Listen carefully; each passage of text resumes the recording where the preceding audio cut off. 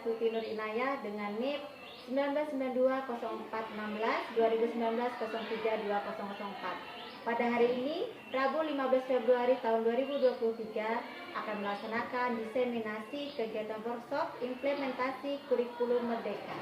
Selamat menyaksikan. Assalamualaikum warahmatullahi wabarakatuh. Waalaikumsalam warahmatullahi wabarakatuh. Alhamdulillahirrahmanirrahim. Pada siang hari ini kita bisa berkumpul hadir memenuhi undangan dari dua narasumber kita yang pada hari ini insya Allah akan menyampaikan hasil dari workshop ya. Beliau berdua ini sudah melaksanakan workshop beberapa hari kemarin, dan ini berkaitan dengan pelaksanaan kurikulum Merdeka. Saya pribadi, kalau di sini di bahasa Inggris bunyinya seperti ini. Pada akhir fase D, peserta didik menggunakan teks, lisan, tulisan, dan visual dalam bahasa Inggris untuk berinteraksi dan seterusnya. Nah, ini di copy saja dari CP tadi sampai titik, kemudian dimasukkan ke bagian pemahaman konsep. Membagi TP 6 TP itu menjadi masing-masing 2 TP, kelas 7, kelas 8, kelas 9. Kalau dari penjelasan kemarin kata narasumbernya itu untuk kelas 9 kalau bisa dibagi paling sedikit jumlah TP-nya supaya yang kelas 7 kelas 8 itu diselesaikan di kelas 7 kelas 8, jadi kelas 9 tidak terlalu banyak TP-nya. Seperti itu. Lagi-lagi untuk pembagiannya diserahkan oleh MGP sekolah masing-masing. Lebih spesifik, menjadi lebih spesifik. Misalnya nih di kelas 7 ya, Assalamualaikum warahmatullahi wabarakatuh. Waalaikumsalam warahmatullahi wabarakatuh. Selamat siang dan salam sejahtera bagi kita semua. Jadi hari ini saya melanjutkan materi mengenai bagaimana implementasi kurikulum Merdeka. Yang perlu diingat di sini adalah inti dari kurikulum itu sama Bapak Ibu, hanya kulitnya saja yang berubah. Materinya masih sama, hanya prosedur perangkat pembelajaran yang berbeda. Jadi sedikit mengulang tentang perangkat pembelajaran yang disampaikan oleh Ibu Nuri tadi, bahwa yang diingat di sini adalah fase. Ketika kita membuat perangkat pembelajaran untuk SMP, maka fasenya itu adalah fase D.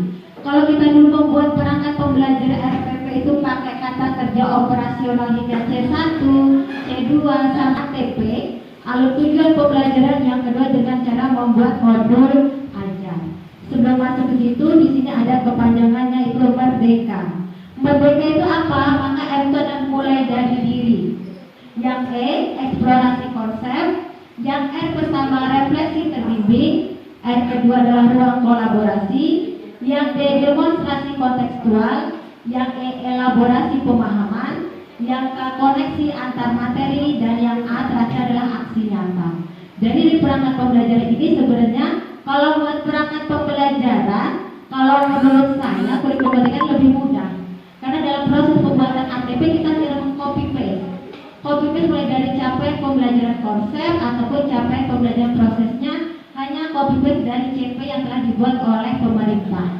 Tujuan pembelajaran. Jadi ketika mau membuat perangkat pembelajaran maka kita harus membuat ATP terlebih dahulu.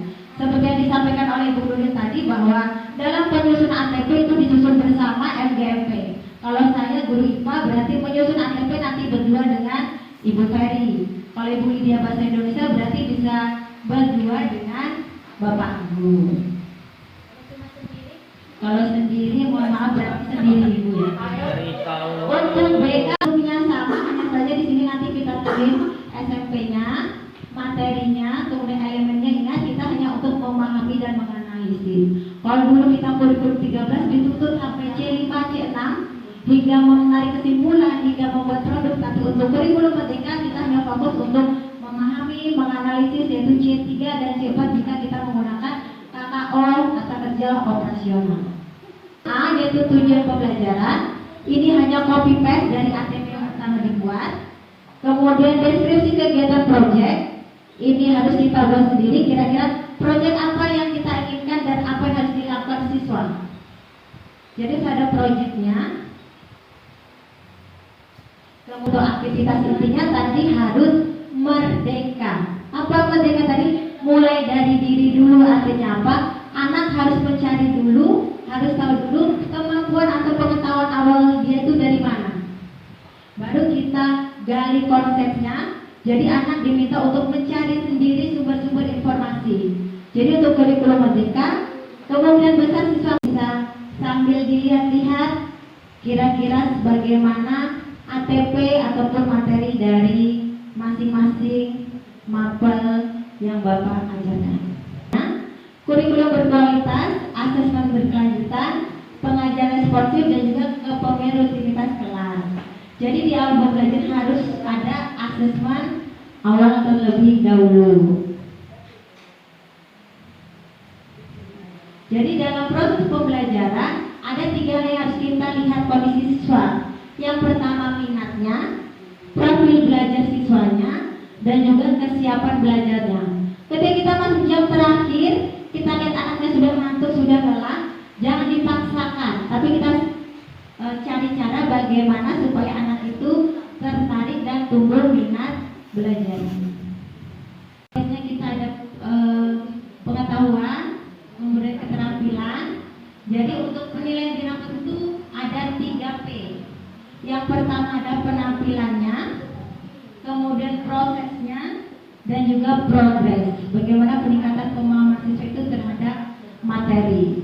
Jadi ketika di kelas 7, kelas 8 ada ATP yang tidak dicapai oleh siswa, maka di kelas 3 guru yang ngajar kelas 3 harus mengejar anak itu supaya tuntas ATP-nya. Jadi oleh karena itu dalam proses pembagian ATP untuk kelas 3 harus lebih sedikit dibandingkan untuk kelas 7 dan 8. Ini sama-sama belajar Bu ya. Seseorang, Ibu minta misalkan Dina, sebutkan alamat rumahnya di mana? Di perumahan Selarang Gebang Asri.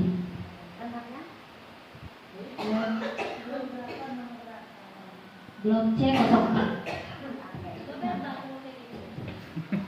Saya di Gebang Hidup. Rukun tetangga. Rukun tetangga.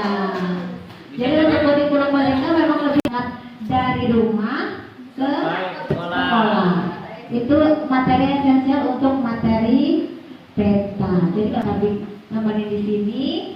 Semoga kita bisa menerima, bisa belajar berubah menjadi guru yang lebih baik lagi, sesuai dan bisa menerapkan kurikulum merdeka. Amin.